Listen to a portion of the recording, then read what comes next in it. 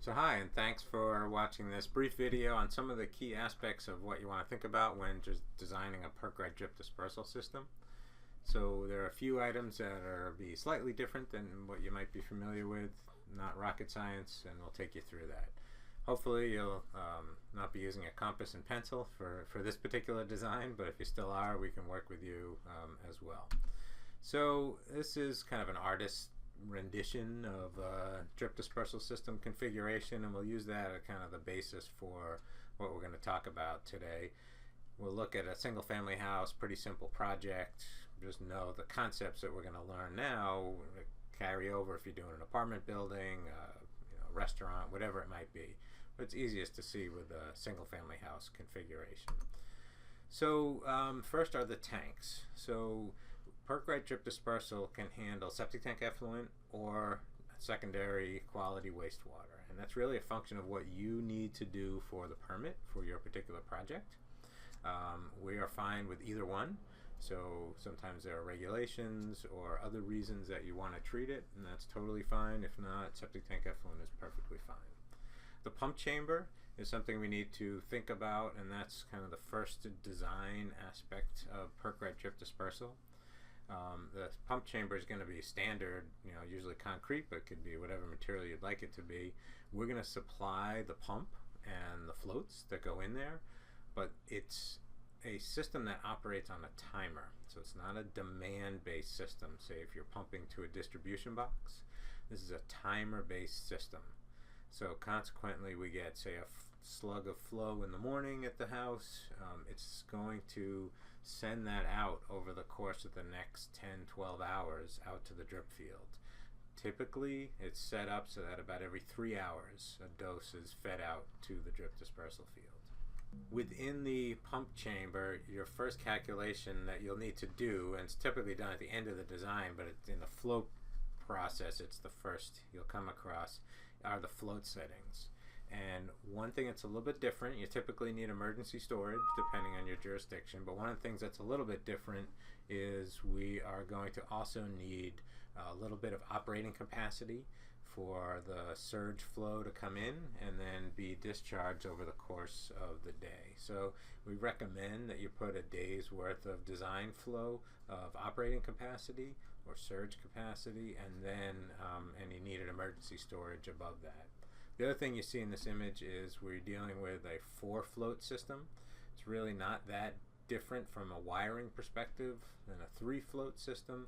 From an engineering perspective, let's quickly run through this for you to understand. So obviously the low is so that you don't burn out your pump. The high is so that you have a malfunction of some sort. It triggers an alarm in the control panel. The peak enable is going to be set at the design flow, and the drip enable is going to be set at 60% of the design flow. So that between the low alarm and the peak enable is the full design flow, and then 60% of that would be the drip enable. And then what that does is allows us to have different operating pump cycles. So normally we're going to be at around the 60% of the design flow, in which case we'll be dosing typically about every 3 hours. If it comes to be a party or something like that and people use the design flow, we'll be up at the peak enable float, and the control panel will automatically speed up the number of doses or the rest in between the different doses. So from there, the wastewater goes through what we call our hydraulic unit. Its primary purpose is to provide filtering, so we don't send any material out to the drip field that could be problematic. Those filters are cleaned at the end of every pump cycle. The drip disposal system out in the ground is what will be the majority of the engineering that you would need to do for a particular project. So this artistic rendering shows kind of everything opened up. It's going to be built one of two ways, and as a designer you kind of need to know that. One, if you have, say, the previous leach field might be in that spot, or you got really bad soil, there needs to be something dug out, the contractor is going to bring in sand fill, and then we'll lay the drip tubing on top of it and then backfill over it. If there's good natural soil conditions, the contractor is going to use a vibratory plow or a trencher and just pull it into the ground. So this is an artistic rendering that shows kind of what's happening. So this is a zone of drip dispersal tubing. We break up larger projects into multiple zones. And the reason we do that, let's say it's an apartment complex of 6,000 gallons per day. We might break it up into 5 different zones. And then we allow us to use a smaller pump. We rotate through feeding the different zones and allow the soil to rest in between doses as well. A single family house is always going to have one zone, which means all of the purple tubing is going to be fed at the same time. Within that zone is a lateral, which is a collection of runs. Runs are single pieces of drip tubing. A lateral is fed by a supply pipe. So in this case, there are 2 supply pipes coming off of the manifold, and we'll see that right here. This is our supply line and manifold. There are 2 pipes coming off of it, and each one feeds a series of interconnected drip dispersal tubing configurations. We also obviously have a pump supply line that goes into it. The pump itself, the floats, the hydraulic unit, those are all pre-engineered. So you as the designer don't need to select that at all. It's really just what happens out in the drip field area. There's also, you can see on the far end, a manifold that mimics the one on the supply end, and that's called a return manifold. And the reason for that return manifold is about once a week, the system automatically flushes out the tubing and keeps it nice and clean in case there's any debris or slime or something in there.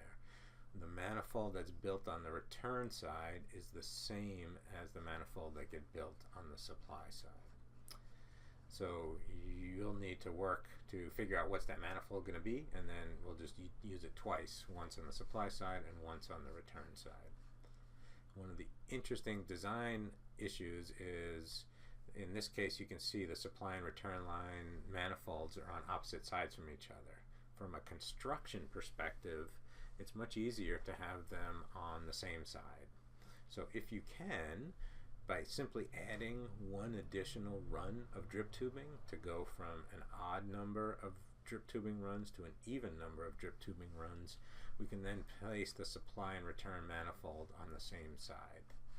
So what that looks like is something like this. This is what we call our side feed manifold, and this is used for flat sites, and it's similar to pressure distribution, if you're familiar with that. You can see there's a supply pressure pipe going horizontal, and then 2 vertical risers coming up, each one of these feeding interconnected sections of drip tubing. Each of those drip tubing comes back to a return line that goes back down here and here and heads towards the hydraulic unit. On a sloping site, and typically about 3% slope, anything more than 3% slope, we're going to use something called a top feed manifold. What the top feed manifold does is have a single point where the force main comes up at the high point of the drip field, and then there are sweeping runs that come down that feed the drip tubing. In this case, it's all interconnected here, and then this lateral is going to go back that way, and then there's a second lateral that comes down here, and it's all interconnected, and this goes back to do the return that way. So again, the 3% is typically the cutoff between a side feed manifold and a top feed manifold. So we're back now to our artistic rendering. There's also going to be a gravity return line from the hydraulic unit that goes back to the inlet of the septic tank, and we use that for the material that we clean out of the tubing on an automatic basis. What that means for you as the designer is that the hydraulic unit needs to be placed slightly up gradient of the inlet of the septic tank. And typically it gets built on top of the pump chamber. If it doesn't work there from some grading perspective, we'll put it off on the side like it's shown in this artistic rendering. Either way, you don't need to worry too much about that. It's going to function properly as long as we place it somewhere near the pump chamber, and so we'll typically work that out with the site contractor at the time of construction. There's obviously a control panel to dictate what's going to happen when the pump is going to turn on. Like I said, it's under normal operating conditions. About every 3 hours, the pump's going to run. And this operates off of 115 volt, and typical pump also off of 115. If you want to do 220, we can do that as well. Point out to you, but you don't need to worry about it from a design perspective, are air release valves. Just wanted you to know what those were. So at the high point, at the ends of the drip field, inside of an irrigation box will be simple little ball valves. And those ball valves, when the pump turns on, are going to close and cause the drip tubing to be pressurized right away. And then once the pump stops, the ball is going to drop, and it's going to allow air to come in, and any material that's remaining inside the purple tubing is just going to drain into the soil. So in plan view, this might be something that we're looking at for a configuration. Hopefully you understand what we're dealing with here. Been looking mostly at single-family house images. Just want to share with you another site that we worked on Nantucket, for example. So you can see on the top, the plan shows where the wastewater is generated.